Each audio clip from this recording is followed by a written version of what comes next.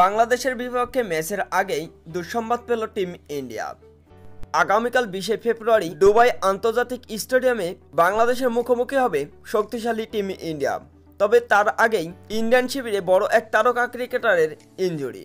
Champions ট্রফিকে ঘিরে শক্তিশালী squad ঘোষণা করেছিল ইন্ডিয়ান ক্রিকেট টিম, যার মধ্যে থেকে এর আগেই ছিটকে গেছে জাসপ্রীত বুমরা। তবে ইন্ডিয়ান ক্রিকেট টিম এবারে হারাচ্ছে আরও এক তারকা ব্যাটারকে, কেননা ঋষভ পান্ত তিনি পড়েছেন ইনজুরিতে। কার অ্যাক্সিডেন্টে পড়ে যেই পা ভেঙেছিল ঋষভ পান্তের, সেই পায়ে আবার আঘাত লেগে ইনজুরিতে পড়েছেন ঋষভ পান্ত। খেলা হচ্ছে না বাংলাদেশের বিপক্ষে প্রথম ম্যাচে। বাংলাদেশের বিপক্ষে নিজেদের প্রথম ম্যাচে চ্যাম্পিয়ন্স ট্রফি থেকে ছিটকে যাচ্ছে এই তারকা উইকেটরক্ষক ব্যাটার, যার কারণে দুশ্চিন্তার ভাঁজ পড়েছে ইন্ডিয়ান শিবিরে, কেননা চ্যাম্পিয়ন্স ট্রফিতে দুর্দান্ত মাপের একজন ব্যাটার ঋষভ পান্ত।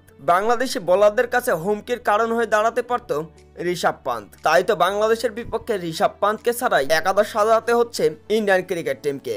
তবে ঋষভ পান্তের জায়গায় হয়তো উইকেট কিপার ব্যাটার হিসেবে থাকতে পারে কে